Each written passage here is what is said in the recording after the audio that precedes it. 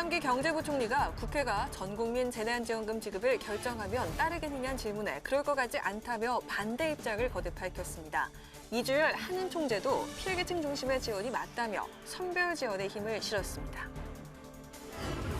민주당이 어제 국민의힘에 전격 입당한 최재형 전 감사원장을 향해 임기 중 출마를 선언한 건 헌법 유린이라고 강하게 비판했습니다. 국민의힘은 직무를 수행하지 못할 정도로 감사 압박을 한 건 문재인 정부라고 반박했습니다.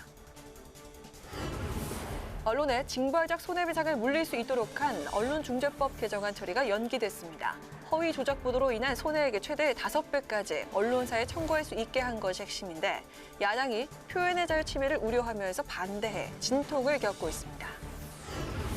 청년 정치인의 시각으로 이슈를 분석해보는 청년 맞수. 오늘은 불꽃 튀는 신경전 속에 진행되고 있는 여야의 대선 경선 레이스와 여야정 이견이 팽팽한 재난지원금 이슈를 짚어봅니다.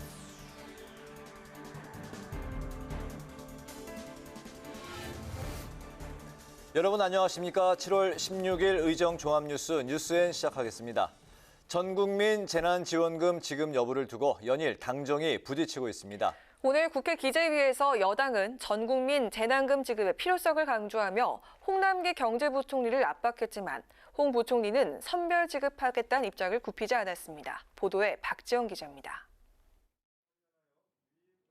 홍남기 경제부총리는 기재위에서도 재난지원금은 소득 하위 80%까지 지급하겠다는 입장을 고수했습니다. 국회가 전국민 지급을 결정해도 따르기 힘들 것 같다며 물러서지 않았습니다. 일단 정부는 80%를 국회에다 제출했고 또 저는 그렇게 유지가 됐으면 좋겠습니다. 정부 입장은 그렇고 예. 국회에서 논의해서 결정하면 뭐 따르시겠죠 뭐. 아니 그건 그럴 것 같지가 않습니다. 민주당은 당론으로까지 정한 전국민 재난금 지급을 강하게 밀어붙였습니다. 나라빚을 갚기로 한 예산 2조 원도 전국민 재난금을 주는데 써야 한다고 주장했습니다.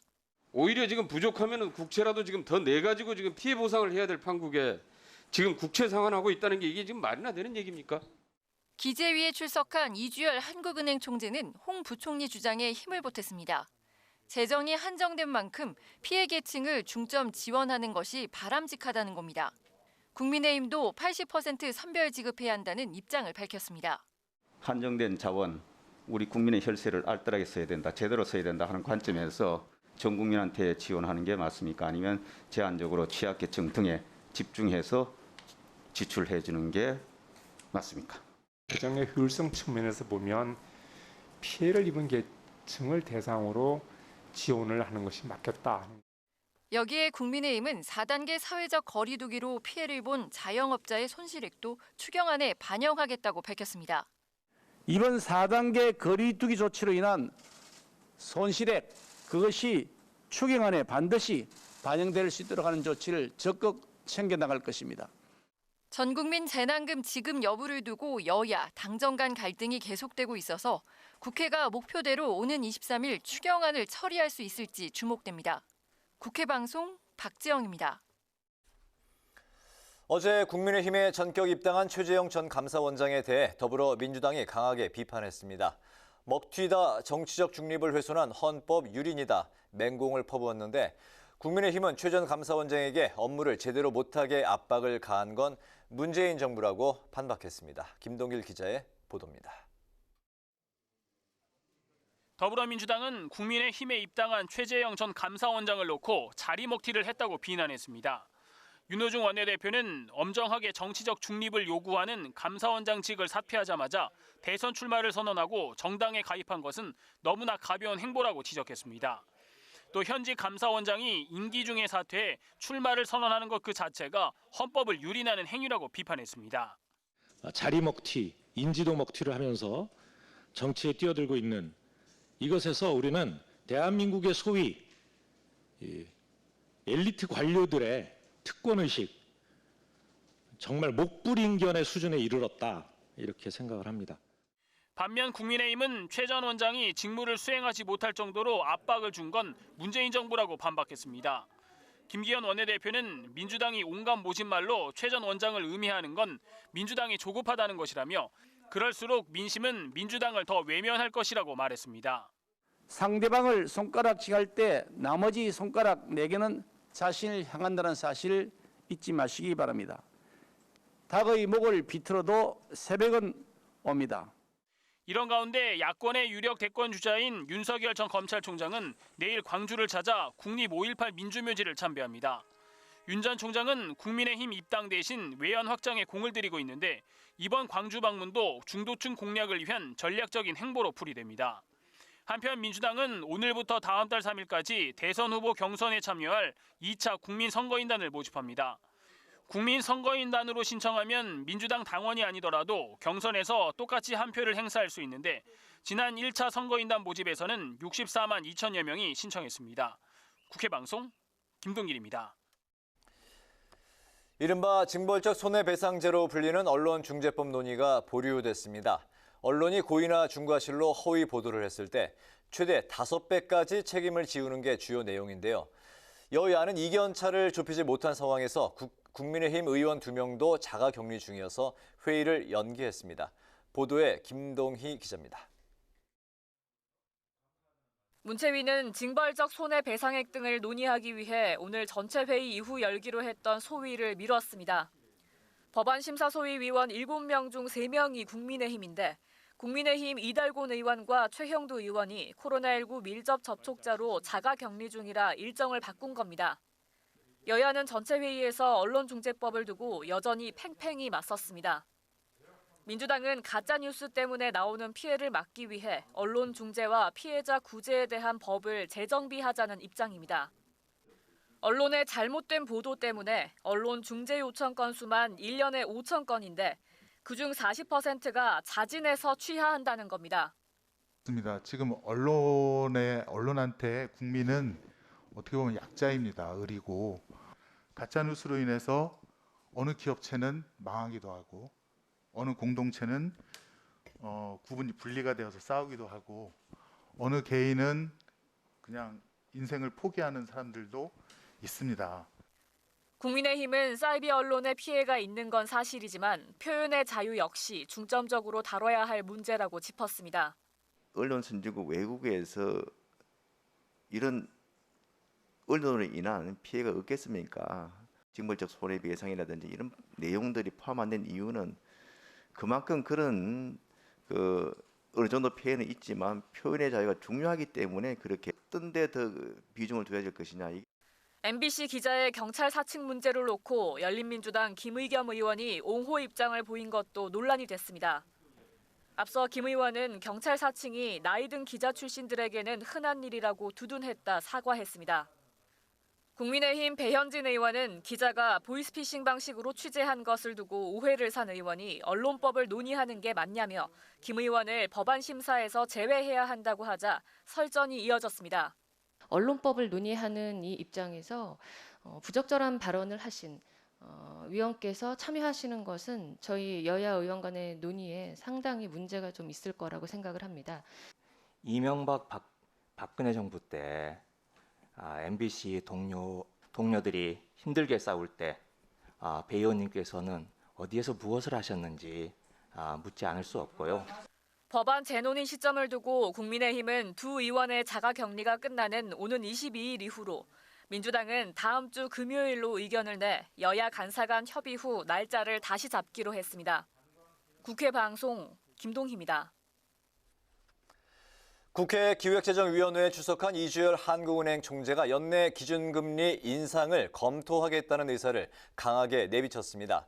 인상 시점은 코로나 확산세에 따라 결정하겠다는 입장입니다. 기재위에서는 변호사에게 핵심 세무 업무를 제한하는 세무사법 개정안을 통과시켰습니다. 강민지 기자가 전합니다. 이주열 한국은행 총재가 연내 기준금리 인상 가능성을 시사했습니다. 이 총재가 어제 열린 금융통화위원회에서 8월엔 통화정책 완화를 검토할 시점이라고 말한 데 이어 인상 필요성을 재확인한 겁니다. 경제가 회복세가 되고 정상화 과정을 밟아간다면 금리도 정상화를 해서 늦으면 늦을수록 저희들은 더 많은 대가를 치르기 때문에 좀 연내에는 좀 할 수 있지 않을까 기대는 저희들이 해봅니다. 다만 코로나가 재확산됨에 따라 좀 더 지켜볼 필요가 있다고 밝혀 일각에서 제기된 8월 금리 인상 가능성에는 한 발 물러선 모습입니다. 그러자 올해 금리를 올리면 코로나로 인해 더 취약해진 계층들에게 충격을 줄 수 있다는 우려가 제기됐습니다. 이 총재는 금리 인상에 따른 가계부채 부담을 알고 있지만 취약계층에 대한 지원으로는 통화정책보단 재정정책으로 해소하는 게 더 효과적이라는 입장입니다. 한편 변호사에게 핵심 세무 업무를 하지 못하게 하는 세무사법 개정안이 국회 기재위 문턱을 넘었습니다. 세무대리 업무는 하되 세무 업무의 70%를 차지하는 장부 작성 대리와 성실 신고 확인 업무는 제외시켰습니다. 변호사에게 자동으로 부여되던 세무사 자격 조항 폐지가 합헌이라는 헌법재판소 판결이 나온 데 따른 겁니다. 하지만 통과 직전까지도 여야 간 진통은 계속됐습니다. 변호사인 국민의힘 박형수 의원이 직업 선택의 자유 침해 우려를 제기했고 법안을 발의한 양경숙 의원은 변호사는 특권층이 아니라고 반발했습니다. 이 세무사 업무 전체에서 70% 이상을 차지할 정도로 가장 핵심적이고 본질적인 업무입니다. 직업 선택의 자유의 본질적인 부분을 침해하는 것이기 때문에 그게 위헌이라는 것입니다. 오랫동안 이 세무사법이 계류되어 있었을 뿐만 아니라 통과되지도 못했습니다. 왜 변호사가 변리사 업무도 해야 되고 세무사 업무도 해야 되고 다 해야 됩니까? 특권층입니까? 기재위를 통과한 세무사법 개정안이 법사위와 본회의를 통과하면 2017년 세무사법 개정 이후 1년 7개월간 지속되던 입법 공백이 해소될 것으로 기대되고 있습니다. 국회 방송 강민지입니다. 국회 정보위원회가 국정원 등 국가정보기관의 불법 사찰성 정보를 공개하고 진상규명과 재발 방지를 위한 특별 결의안 대안을 의결했습니다. 결의안은 국정원이 국가안보와 무관하고 제3자의 사생활을 침해하지 않는 정보는 공개에 적극 나서고 불법적인 정치 개입이 없도록 국정원법을 철저히 준수하도록 촉구하는 내용을 담았습니다. 또 국정원이 불법적 사찰과 정보 수집을 한 행위가 사실로 드러났다며 국정원장은 재발 방지와 피해자에 대한 진심 어린 사과를 촉구하도록 했습니다.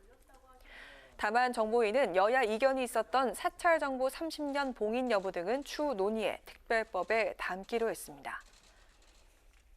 더불어민주당은 NC다이노스 야구선수 일부가 방역수칙을 위반한 사건과 관련해 관련자 전원에 대한 무거운 조치가 취해져야 한다고 강조했습니다. 송영길 대표는 오늘 최고위 회의에서 일부 프로야구 선수들이 방역수칙을 심각하게 위반한 사실이 드러나 큰 충격을 주고 있다며 해당 구단과 KBO가 사건을 축소 은폐하려 했다는 의혹까지 제기되고 있다고 주장했습니다. 이어 단순한 꼬리 자르기에 그칠 것이 아니라 KBO 한국야구위원회 스스로 철저한 자기 반성과 엄중한 책임을 져야 할 것이라고 밝혔습니다. 더불어민주당이 강원 평화특별자치도 설치에 속도를 내겠다고 약속했습니다. 송영길 대표는 오늘 강원도 예산정책협의회에서 2018년 강원도 평창에서 시작된 한반도 평화는 잊지 못할 기적을 선사했다며 강원도의 발전을 위해 남북관계 평화의 분위기를 다시 만들어내겠다고 강조했습니다. 윤호중 원내대표도 강원 평화특별자치도 특별법 제정이 중요하다면서 영월에서 삼척구간 고속도로 사업 등을 철저하게 챙기겠다고 밝혔습니다. 국민의힘이 김기현 원내대표를 끝으로 김명수 대법원장 탄핵 촉구 릴레이 시를 시작한 지 102일 만에 마무리했습니다. 김 원내대표는 오늘 마지막 시를 마친 소감에 대해서 김 대법원장이 사퇴하지 않아 많은 아쉬움이 남고 참담하다면서도 국회에서 법치 수호를 위해 최선을 다하겠다고 밝혔습니다. 한편 국민의힘은 시민단체인 비상시국 연대가 전달한 김 대법원장 탄핵 청원서를 국회에 제출해 관련 논의를 이어간다는 방침입니다. 국민의힘 박수영 의원은 성매매 혐의로 면직된 보좌관을 다시 임용한 것과 관련해 불찰에 대한 책임을 지고 모든 당직에서 사퇴하겠다고 밝혔습니다. 박 의원은 오늘 페이스북을 통해 숙려의 시간을 갖고 더욱 냉철하고 꼼꼼히 챙기는 공인으로 거듭나겠다며 사과했습니다. 이어 박 의원은 암으로 투병 중인 어머니를 보살피며 가장의 역할을 하고 있던 청년에게 다시 한번 기회를 주기 위한 결정이었다고 해명했습니다.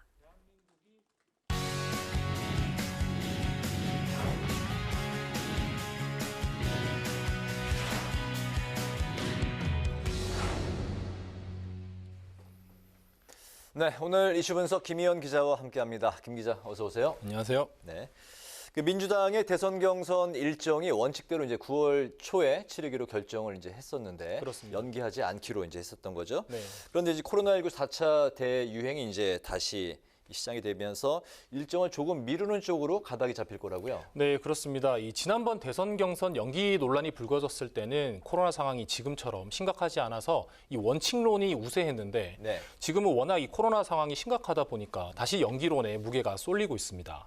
또 지난번에는 이재명 후보가 원칙론을 고수하고 정세균, 이낙연 후보가 연기론을 펼치면서 후보들 간 이견이 있었는데 이번엔 대선 예비후보 6명 모두 연기론에 동의하거나 공감하고 있다는 점입니다.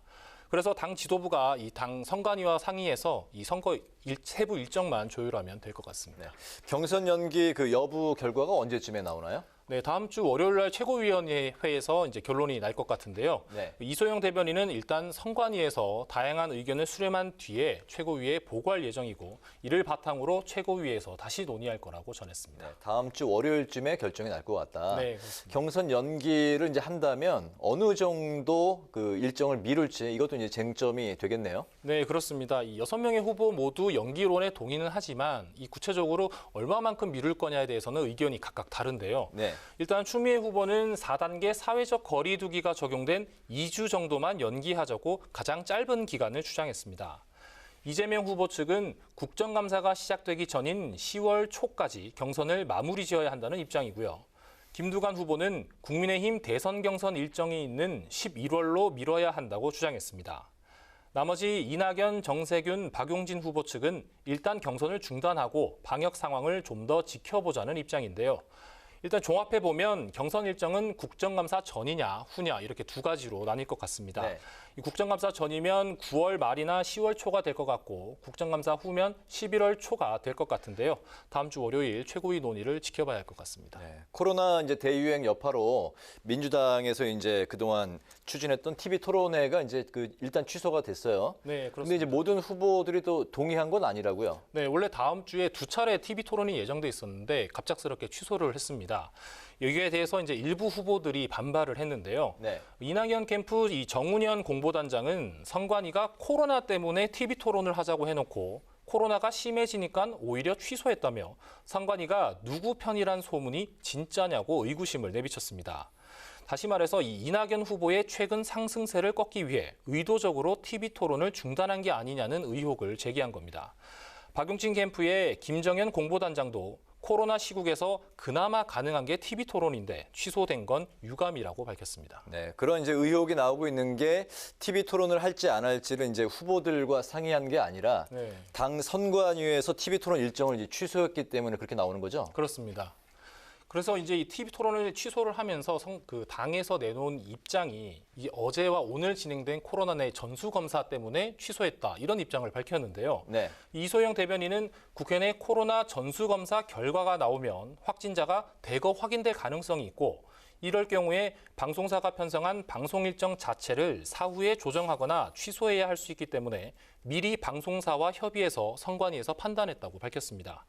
또 송갑석 전략기획위원장도 코로나 4차 대유행으로 전 국민 멈춤인 상황인데 아무리 TV 토론이라 해도 이상하지 않느냐. 유체이탈 화법 같다는 내부 논의가 있었다고 덧붙였습니다. 네, 그 여권의 이제 대선 경선 일정에 대해서 이제 살펴봤는데 야권 소식 한번 살펴보겠습니다. 최재형 전 감사원장이 어제 국민의힘에 전격 입당했고 윤석열 전 검찰총장은 여전히 독자적인 행보로 이제 걷고 있는 상황에서 김용환 전 미래통합당 의원이 오늘 윤석열 캠프에 합류를 했네요. 네. 앞으로 이제 어떤 역할을 하게 될까요? 네, 이게 조금 의미가 있는 게 국민의힘 소속에서는 이제 처음으로 김영환 전 의원이 윤석열 캠프에 합류했습니다. 네. 지난 8일에 두 사람이 만찬 회동을 했고 그 자리에서 김 전 의원이 캠프 합류 의사를 밝히면서 어느 정도 교감은 있었습니다. 그 후에 김 전 의원이 어제 캠프 합류 의사를 밝혔고 오늘 오전에 윤 전 총장과 만났는데요. 김 전 의원은 방문 전 기자들을 만나 윤 후보에 대한 집권 여당의 독화살이 집중되고 있는데 이를 막고 돕기 위해 찾아왔다고 밝혔습니다. 김 전 의원은 캠프 내에서 직책을 맡기보단 외부에서 정무적 조언 역할을 주로 맡을 것으로 알려졌습니다. 윤 전 총장은 독자적으로 민생 행보를 펼치고 김 전 의원이 윤 전 총장과 국민의힘 사이에 가교 역할을 하지 않을까 예측됩니다. 김 전 의원은 SNS를 통해 윤 전 총장이 국민의힘에 들어가는 일은 어찌 보면 쉬운 일이라며 앞으로 기회는 얼마든지 있다고 밝혔습니다. 반면 김종인 전 국민의힘 비상대책위원장은 다른 주장을 내놨습니다. 윤 전 총장을 향해 국민의힘 입당보다는 외부에서 차별화 전략에 나서야 한다고 조언했습니다. 또 국민의힘 경선과 관련해 경선 버스에 최재형 전 감사원장까지 탔으니 외부에서 탈 사람은 끝난 것 같다고 예측했습니다. 그러면서 윤 전 총장이 외부에서 독자 행보를 펼치며 지지율을 유지하고 끌고 나가는 게 하나의 방편이 될 수 있고 지지율이 오른다면 더더욱 국민의힘 경선 버스에 탈 이유가 없다고 덧붙였습니다. 네, 김종인 전 비대위원장은 윤 전 총장이 국민의힘에 입당하지 않을 거라고 예상을 하는 거죠. 오늘 이슈 분석에서는 민주당 대선 경선 연기 가닥 그리고 김영환 전 의원의 윤석열 캠프 합류 소식까지 전해드렸습니다. 김현 기자 수고했습니다.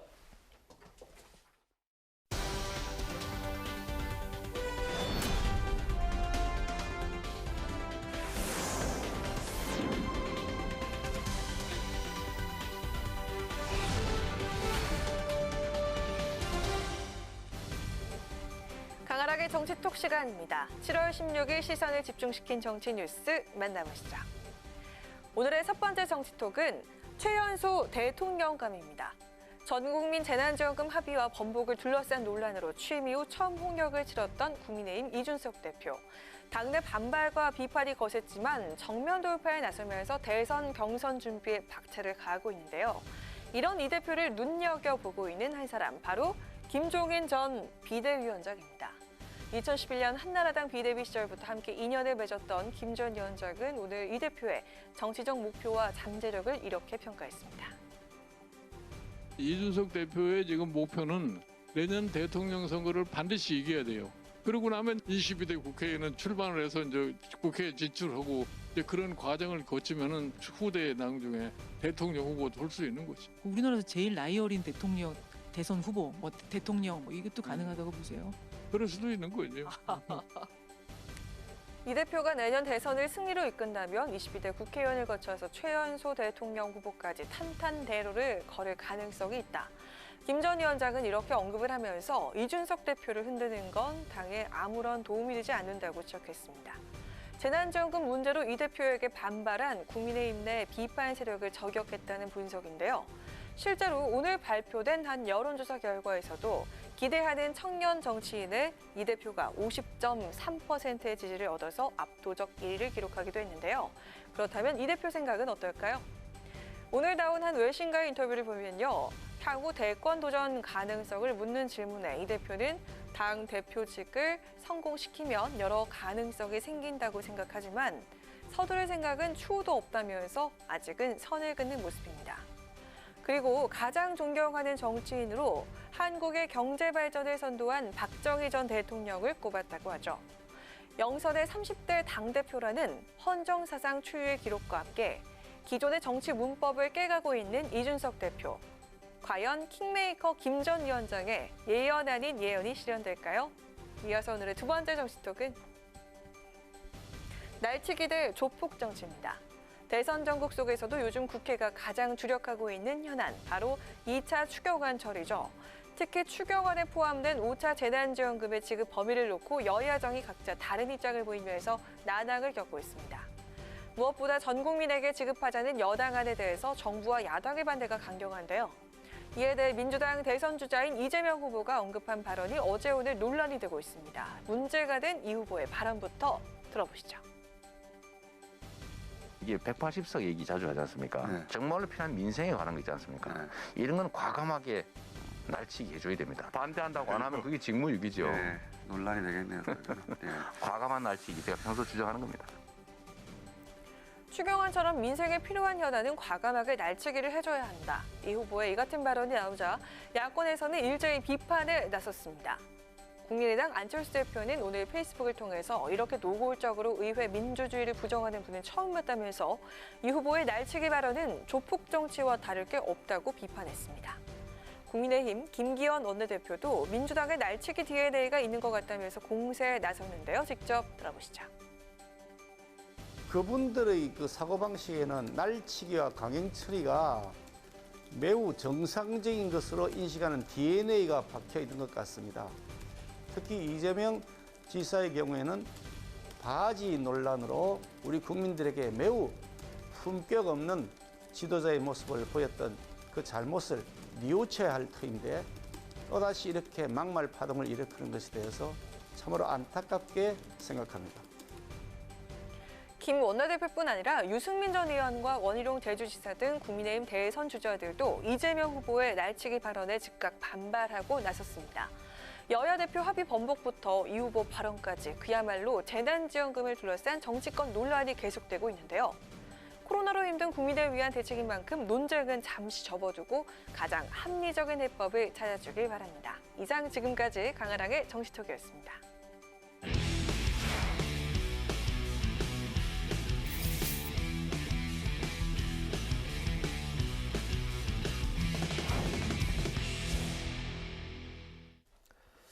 네, 이번 순서는 청년 정치인의 시각으로 정치권 이슈를 분석해보는 뉴스앤 청년 맞습니다. 오늘도 뜨거운 토론을 펼쳐주실 두 분, 권지웅 전 더불어민주당 청년 대변인, 그리고 김재섭 국민의힘 경선준비위원 나오셨습니다. 두 분 어서 오십시오. 네, 안녕하십니까. 네, 시작 전에 앞서서 보니까 두 분이 디지털 기기로 대본을 보시는데 역시 청년답다는 생각이 드네요. 저희는 이렇게 종이로 대본을 보는데 그렇습니다. 우리는 올드한 건가요? 좀 그런 것 같기도 하고요. 네. 자, 첫 번째 질문 드릴게요.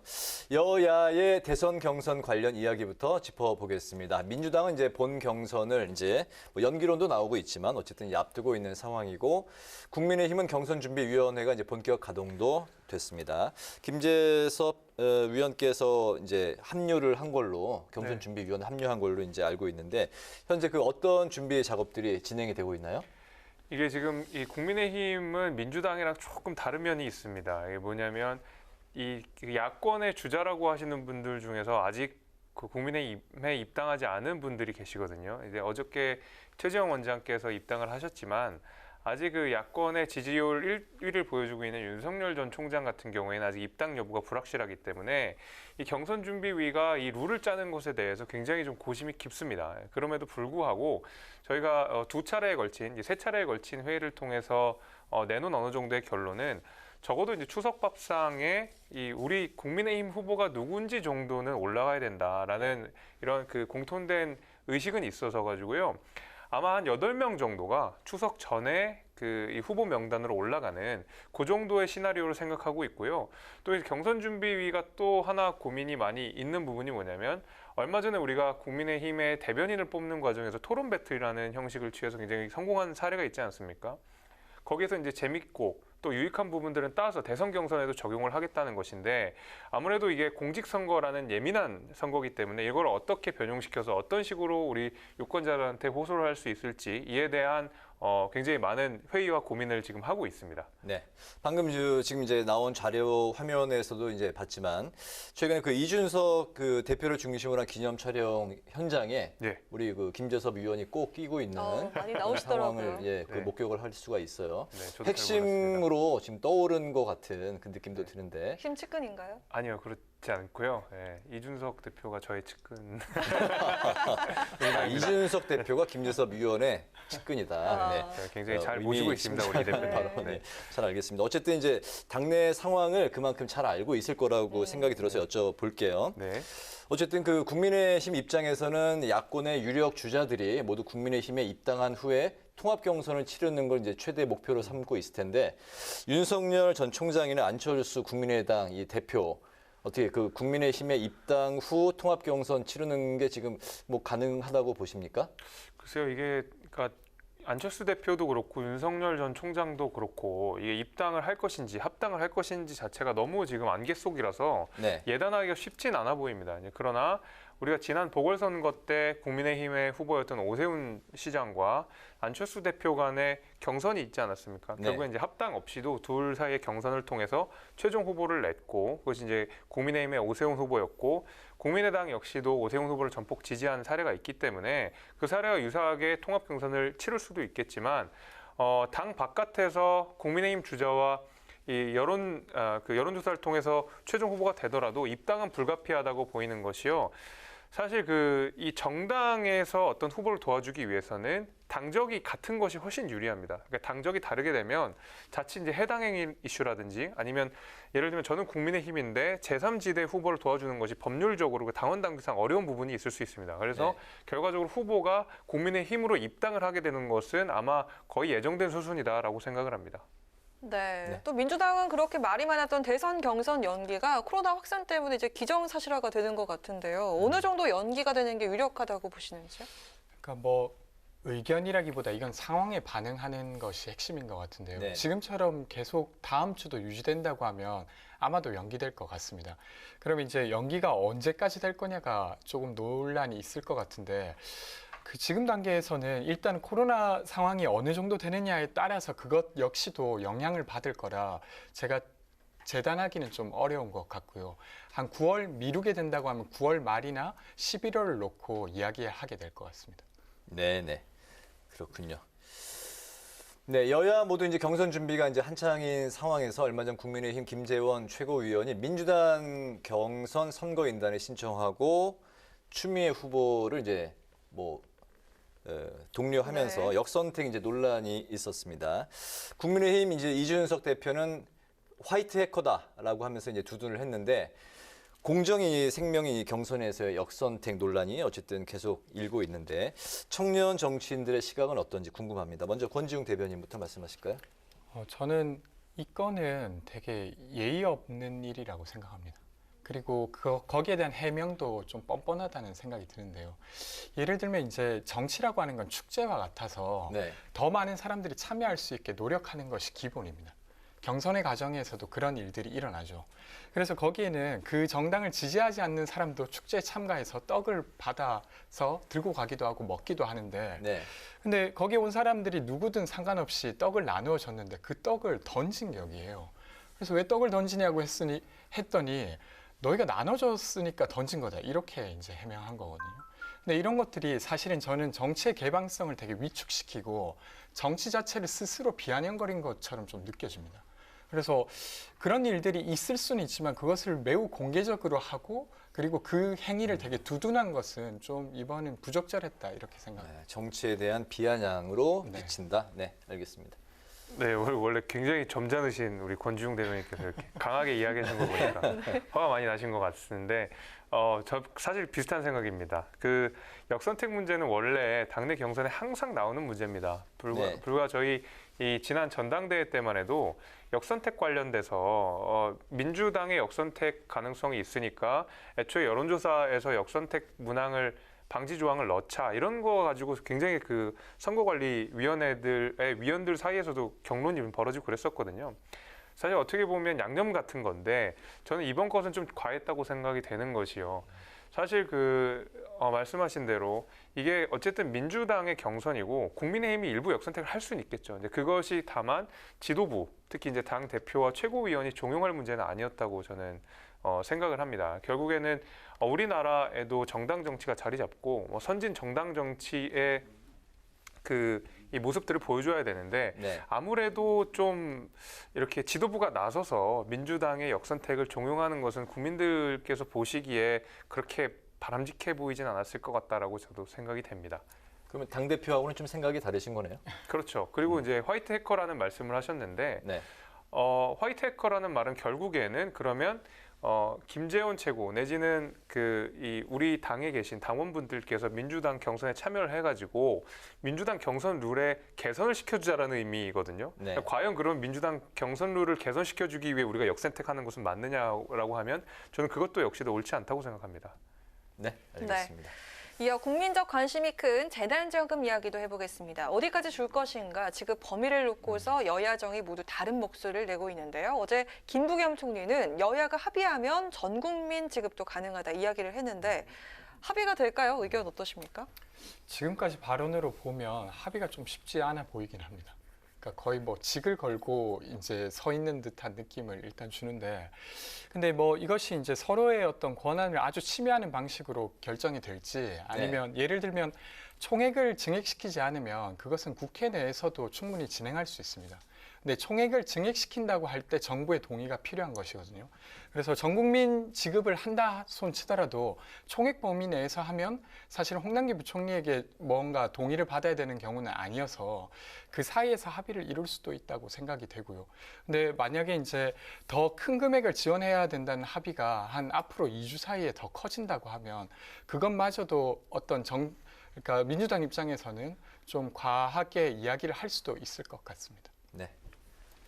그 이제 여야정의 합의라고 하는데 일단 그 여당 내의 합의도 잘 안 이루어지는 것 같습니다. 아직 뭐 80%냐 100%냐에 관련돼서도 당내 이견이 있는 것 같아서 과연 이게 이제 조율이 될 것인가에 대한 의문은 당연히 첫 번째로 있고 얼마 전에 또 뭐 소동도 한번 있지 않았습니까? 그 이준석 대표가 전국민 재난지원금에 찬성한다 뭐라는 식으로 이제 보도가 나갔는데 합의를 했다라는 식으로 보도가 나갔었는데 나중에 알고 보니까 소상공인들께 두텁게 지원을 해주고 남는 금액에 한해서 전국민 재난지원금을 주겠다라는 식으로 다시 이제 정정해서 말씀을 하셨는데요. 여전히 이제 국민의힘 입장도 그렇고 제 입장도 그렇고 전국민 재난지원금은 지금 맞지 않는 거다라는 생각이 아직도 저는 강하게 있습니다. 왜냐하면 얼마 전에 우리 자영업자분들께서 차량 시위를 하려다가 이제 막힌 일들이 있었었는데 실제로 지금 자영업자들 굉장히 그 삶이 어려우시거든요. 보면은 한 19만 2천 명 정도로 19만 2천 가구 정도로 기억하고 있습니다. 애초에 부채 상환 자체가 소득이나 자산으로 상환 자체가 불가능한 그 분들이 이제 19만 2천 가구 정도가 되거든요. 이분들의 어떤 부채가 계속 늘어나는 와중에 과연 이제 재난지원금을 전 국민으로 드릴 필요가 있느냐, 저는 이런 의문이 계속 있고요. 실제로 지금 영업 셧다운 정도 수준의 강한 방역 조치가 이루어지고 있는 상황에서 이분들의 영업 유지는 전보다 훨씬 더 힘들어질 것이라고 충분히 예상이 됩니다. 그래서 이분들에 대한 두터운 지원을 하지 않는 이상 이 전국민 재난지원금이 어떤 의미가 있겠느냐라는 회의적인 시각을 저는 계속 가지고 있습니다. 네, 하지만 홍남기 부총리는 국회에서 합의가 이루어져도 전국민 지급은 어렵다는 완강한 입장을 보이고 있는데요. 오늘 국회 기재위 전체 회의에서 있었던 홍 부총리의 관련 발언 잠깐 들어보고 이야기 나눠보겠습니다. 한 가지 여쭤보고 싶은 게 오늘 언론에 보면은 김부겸 총리나 우리 부총리께서 우리 당에서 또 의원들이 주장하는 전국민 지원 그걸 좀 받아들일 수도 있다는 식으로 비춰졌는데 그게 맞습니까? 틀립니까? 어제하고 그제 얘기를 해서 지적이 있으면서 정부 입장을 말씀을 드렸는데요. 일단 정부는 80%를 국회에다 제출했고 또 저는 그렇게 유지가 됐으면 좋겠습니다. 정부 입장은 그렇고 근데 국회에서 논의해서 결정하면 뭐 따르시겠죠 뭐. 아니 뭐 그건 그럴 것 같지가 않습니다. 그래요? 그럼 언론이 잘못 보도했네요. 네? 그죠? 지금 이제 들어보신 대로 홍남기 이제 경제부총리는 여야가 합의를 해서 전국민 재난지원금 지급 쪽으로 가닥을 잡아도 정부는 불가하다 이런 입장을 굽히지 않고 있습니다. 80% 안으로 가야 한다는 입장인데 그렇기 때문에 여당 일각에서는 홍남기 부총리의 해임안까지 지금 이제 거론이 되고 있는데 이 부분에 대해서 이제 두 분 어떻게 생각하시는지 들어보겠습니다. 권지웅 대변인. 일단 저는 지금 단계에서 해임안을 이야기하기는 조금 섣부르다고 생각합니다. 근데 이제 홍남기 부총리께서도 좀 과도한 부분이 있습니다.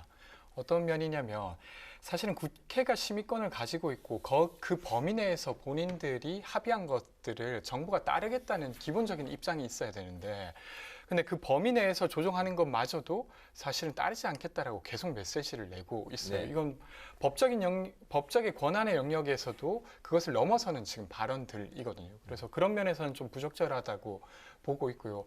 이 논의는 한 2주 정도 시간이 있기 때문에 그 논의를 봐가면서 어떻게 흘러가는지를 좀 지켜봐야 되지 않을까 싶습니다. 여야가 합의하면 따라야 되는 게 그게 이제 합법적인 건가요? 그렇죠. 왜냐하면 이제 정부가 가지고 있는 권한이라고 하는 건 일단은 총액을 더 키우겠다고 국회가 이야기할 경우 정부가 동의 여부를 결정하게 되는 것이고 그 총액 범위 내라고 하면 국회가 결정한 것을 따르는 게 지금 예산권의 제출자와 심의권자의 어떤 견제 기구 같은 견제 방식 같은 건데 그것 자체를 부정하는 것은 좀 부적절하다고 봅니다. 저는 이제 홍남기 부총리가 나름의 이제 생각과 정부의 입장, 청와대 입장을 잘 반영해서 이야기를 했을 것이라고 생각을 하는데 지금 이렇게 해임 이야기까지 나오는 것은 결국 이제 민주당의 생각을 정부의 방침과는 상관없이도 관철시키겠다는 강한 의지로밖에 생각이 되지 않습니다. 왜냐하면은 결국에는 이제 경제부총리라고 하는 것은 재정 건전성을 생각해야 되지 않겠습니까? 그리고 가장 효율적으로 재정을 쓰는 것을 이제 계속 고민하면서 이야기를 하는 것인데 이제 민주당이 너무 이거를 강하게 밀어붙이는 것이 아닌가라고 생각이 들고요. 홍남기 부총리는 사실 이 부분에 대해서는 그전에도 마찰이 있었습니다. 그래서 뭐 경질 얘기가 계속 나갔었는데도 불구하고 결국 홍남기를 다시 잡은 것은 정부였거든요. 네. 정부도 분명히 홍남기 부총리를 통해서 전하고 싶은 메시지가 있다고 생각이 되고 그것을 이제 민주당이 어쨌든 많은 의석을 통해서 이렇게 무리하게 관철시키는 것이 과연 옳은 것인가라는 의문은 저는 당연히 가지고 있습니다. 네. 알겠습니다. 이제 뭐 그 또 관련한 질문인데 정부의 그 하위 80% 지급안에 대해서도 설왕설래가 있는데 기준대로라면 이제 1인 가구로 구성된 MZ세대 직장인 대부분은 많은 사람들은 지원금 대상에서 이제 제외가 되기 때문인데요. 월 329만 원 이상 버는 1인 가구는 국민 재난지원금을 못 받도록 이렇게 지금 돼 있는 거죠. 부동산 가치 확실한 이제 자산이 없는데도 이런 상위 20%에 이제 묶이는 경우가 재난금을 이제 못 받기 때문에 형평성이 맞는 거냐 이런 이제 지적이 나오고 있습니다. 청년 정치인 두 분의 이야기 들어보겠습니다. 이번에 먼저 그 김재섭 의원. 당연히 이제 이런 논란이 나올 수밖에 없었습니다. 그러니까 80% 이야기를 할 때부터 과연 그럼 79%와 81%, 80%는 무슨 기준으로 나눌 것이냐. 과연 그러면 81%가 못 받는 것에 대해서는 형평성이 있다고 이야기할 수 있느냐라는 문제가 계속 지적이 됐었거든요. 네. 그러니까 이제 전 국민을 주자라는 건 굉장히 쉬운 접근 방식인 거죠. 사실 이 소득이나 이런 자산 규모를 파악하기 가장 좋은 것은 결국 국세청이 가장 잘 알고 있습니다. 국세청이 내놓은 소득 자료들을 충분히 검토해서 정말 필요한 사람들한테 타겟을 딱 명확하게 해가지고 두텁고 충분하게 보충을 하는 것이 옳지 이것이 결국 80%냐 100%냐 뭐 90%냐를 논의하게 되면 당연히 이런 식의 형평성 어긋나는 조치들이 나올 수밖에 없다고 생각이 되고요. 이거는 예정된 수순이었다. 그래서 당연히 저는 이제 비판적인 생각을 하고 있습니다. 네. 저는 좀 생각이 다른데요. 그러니까 만약에 이상적으로 소득이나 자산이나 아니면 그 지출에 대해서 실질 소득까지 파악 가능하다고 하면 저는 김재섭 위원의 말이 맞다고 생각합니다. 근데 지금 한 2년간 소득을 계속 더 정확하게 추계하기 위해서 노력하고 있음에도 불구하고 실시간으로 소득을 추계하지 못하고 있는 상황이에요. 예를 들면 자영업자는 작년에는 소득이 있었지만 지금은 없을 경우 지금이 없다는 걸 입증하기가 매우 어렵습니다. 그래서 사실은 지난 2차, 3차, 4차까지는 선별 지급을 했어요. 근데 지금 단계에서는 전 국민 지급을 하고 이어서 피해 보상은 또 추가로 하자. 그러니까 선별과 모편을 섞어서 하자라는 주장이 있는 거고 게다가 이제 재정적 측면에서 보더라도 지금 저희가 국가 부채가 되게 다른 나라에 비해 낮은 편입니다. 그리고 2020년도에 국가 적자 상황도 3.7% 마이너스가 났는데 이것도 다른 국가들이 한 10% 정도 마이너스가 난 것에 비해서도 적은 편이에요. 그러니까 이런 것들을 좀 종합해 볼 때 지금 5차 재난지원금은 전 국민에게 주고 그리고 손실보상법에 따라서 피해 보상을 하자라고 하는 주장이 저는 충분히 설득력이 있다고 생각합니다.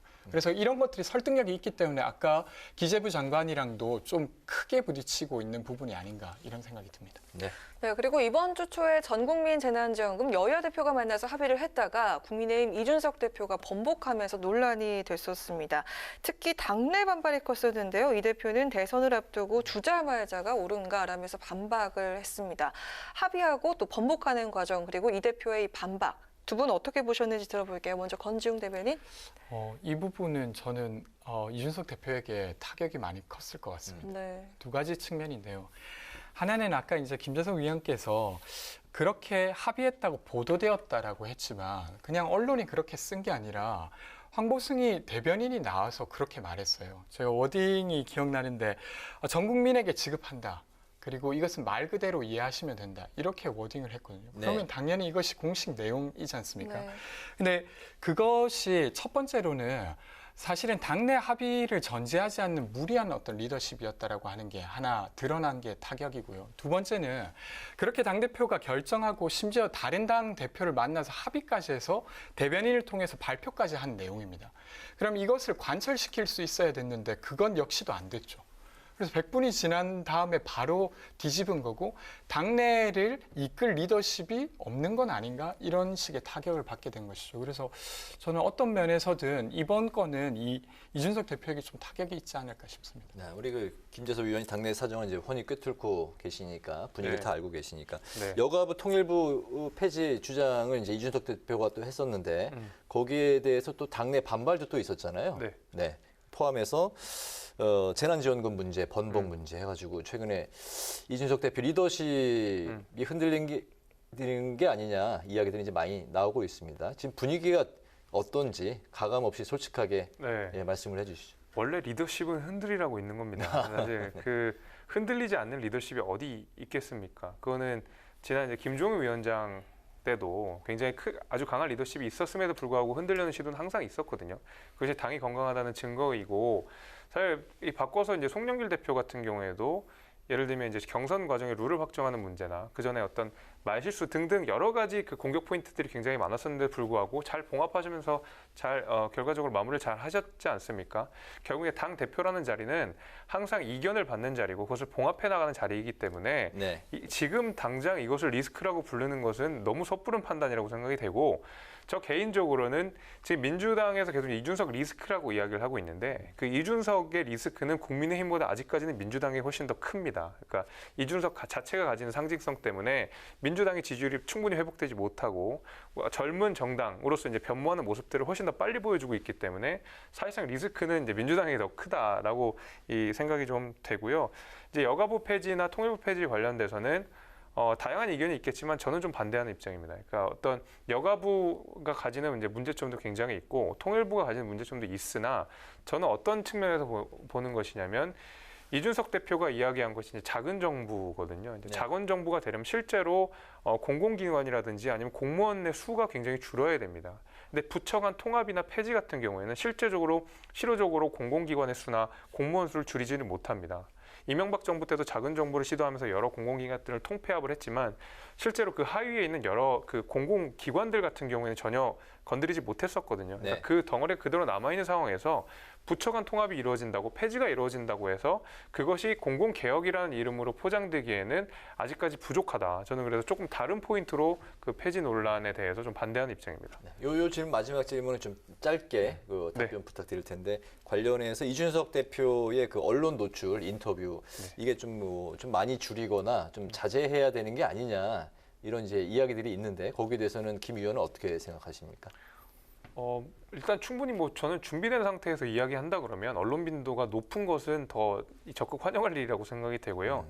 아직까지 이준석 대표가 인터뷰를 하면서 말실수를 하거나 그랬던 적은 전혀 없었습니다. 그러니까 그 전에 이번에 있었던 그 번복 이슈와 관련돼서 하나 잠깐 있었지 실제로 인터뷰를 하면서 실수를 하거나 그런 적 전혀 없고 당의 비전을 더 많이 보여줬기 때문에 저는 더 긍정적으로 평가합니다. 네, 감사합니다. 네, 오늘 그 뉴스엔 청년마수에서는 가열되는 신경전 속에 진행되고 있는 여야 대선 경선 레이스 그리고 여야정 이견이 팽팽한 재난지원금 이슈 등을 중심으로 지금까지 권지웅 전 더불어민주당 청년 대변인 김재섭 국민의힘 경선준비위원과 함께했습니다. 오늘 두 분 말씀 잘 들었습니다. 고맙습니다. 고맙습니다. 주말인 내일과 모레도 찜통더위가 이어지는 가운데 곳곳에 소나기 소식이 있습니다. 외출하실 때 통풍이 잘 되는 옷을 입고요. 모자나 양산으로 더위에 지치지 않도록 신경을 써줘야겠습니다. 네, 내일 오전 10시 제73회 재헌절 경축식을 국회 방송에서 생중계해드립니다. 많은 시청 부탁드리겠습니다. 오늘 뉴스에는 여기서 마치겠습니다. 편안한 주말 보내시고 저희는 다음 주 월요일에 인사드리겠습니다. 고맙습니다.